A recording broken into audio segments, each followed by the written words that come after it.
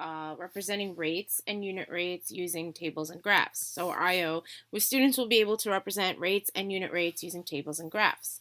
Okay. All right, so let's take a look at this. Jessica earned $10 for each hour she worked babysitting. How much will Jessica get paid if she works 5 hours? A lot of this is already filled out for us, right? So for 1 hour, she makes $10. So to get from 1 to 10, we multiply times 10. And that's going to be our rule because that is our unit rate. Okay, so 1 times 10 is 10. 2 times 10 is 20. 3 times 10 is 30. 4 times 10 is 40. And 5 times 10 is 50. So for 5 hours, right, Jessica will make $50. Now, let's see if we can move this on.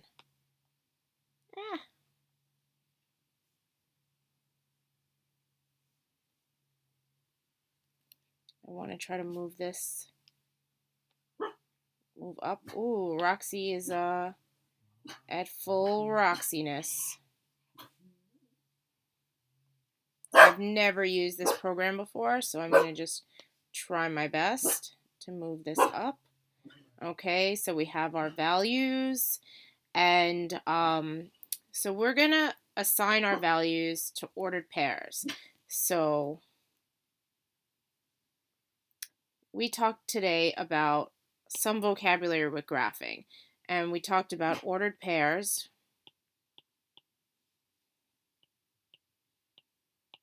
right? And ordered pairs are two values that show, right, that show a coordinate on a graph. Okay, so, and they always go in this order, X and then Y. So I'm going to just write over here, X and Y. Okay, now I'm actually going to erase the definition because I need the space on here. Well, I need to be able to move this up, right? So it's not going to help me to have that space when I move it up. Okay, so I'll leave it for now, but okay, so we want to write our ordered pairs using this table. Now, on this table, and I'm just going to say, almost all the time when we're talking about time, days, hours, we give it our X value, okay? And there are reasons for it, but I don't want to go into it too much. I had asked one of my classes today if your science teacher talked about independent variables, and they didn't know what I was talking about. So there are reasons. It has to do with it being an independent or dependent variable.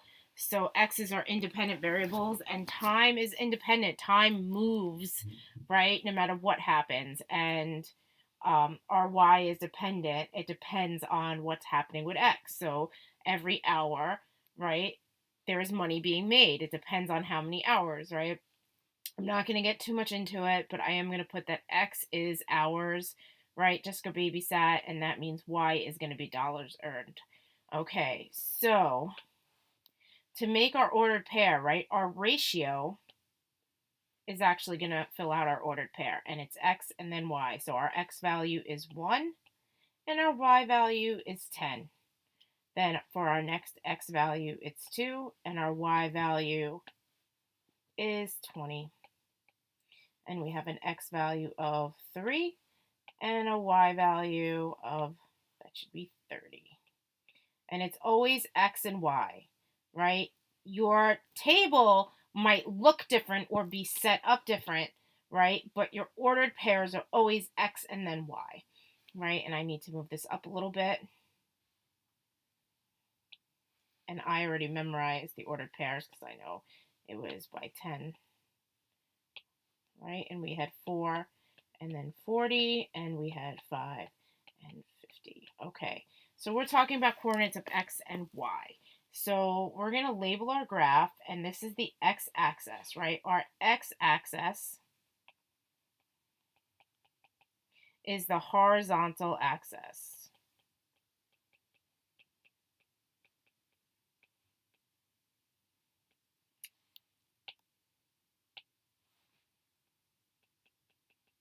Right? It goes from left to right. Right? It goes in that direction horizontally. Okay. Horizontal means across. It comes from the word horizon, and how you see the horizon is across, right? Y, the y-axis is vertical. It goes up and down. Let's see if I could draw. This is our y-axis. I cannot draw this neatly. As you can tell, Miss Ficano is not an artist, right? And this is our y-axis.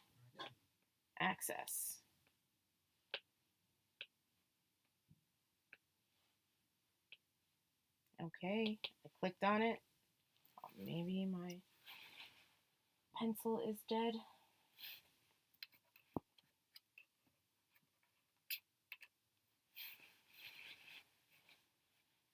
So, okay.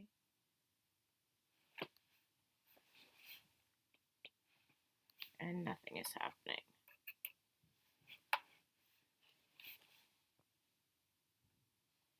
Okay, it's happening there, so I don't know why I can't write on this. Maybe.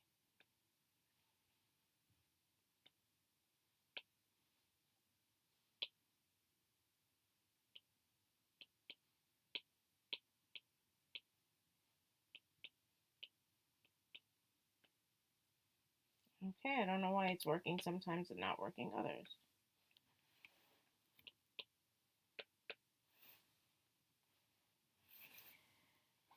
So our y-axis is up and down.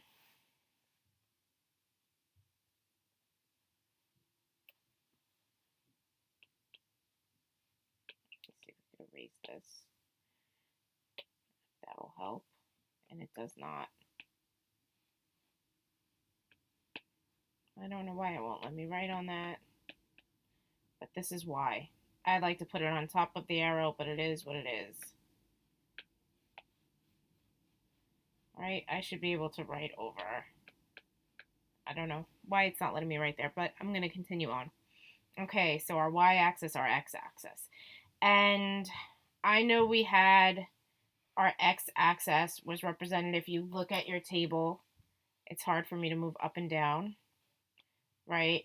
Our x-axis is hours Jessica babysat, and our y-axis is dollars she earned.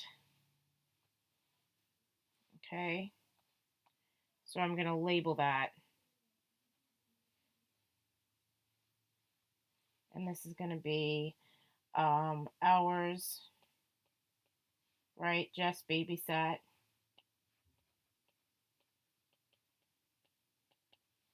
And dollars, right? Earned. Okay.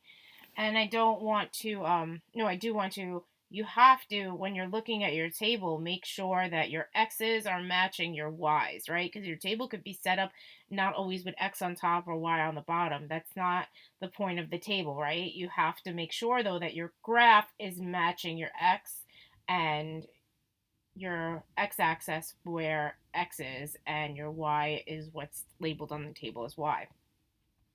Okay, so the first thing I want to put is a 0 for the origin, right? A 0 point, and this is actually the coordinate, right? That's the origin right here, right? And we want our graph to always have 0. Now, I'm going to skip 2 lines in between, and you don't have to skip 2 lines, but if you do skip 2 lines, you have to continuously skip 2 lines. If you only skip 1, you have to continuously skip 1, because there needs to be an even amount between numbers, right? Because there are values in between these numbers, right? This is 0.5, 0.25, right? 0.75, right? These are all values in between. So they have to be cut equally, right? And in order to do that, the distance between each number has to be equal.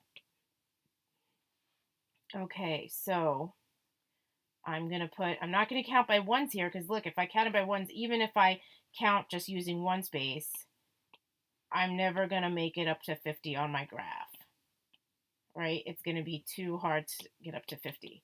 So what I'm going to do is I'm going to count by tens, and I'm actually going to start on using the two boxes. Because if I can give myself the space, I want to because I can see clearer. But that's not always the case. And let me see if I can move that and put 50 here. I don't know why it's writing there all of a sudden, but let's go for it.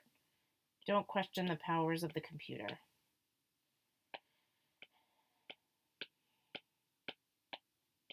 All right, I can't erase it, but sure.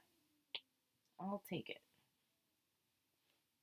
All right, so we want to graph our first coordinate, and so we have 1 and 10, so we go to 1. Oh, now we're erasing.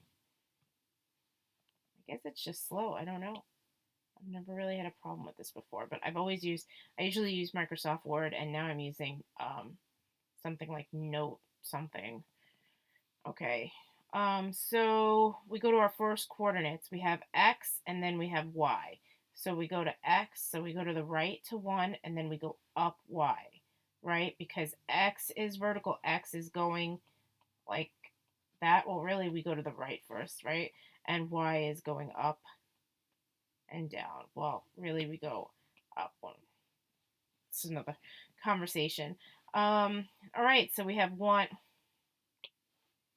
and 10, and I'm going to label it 1, 10.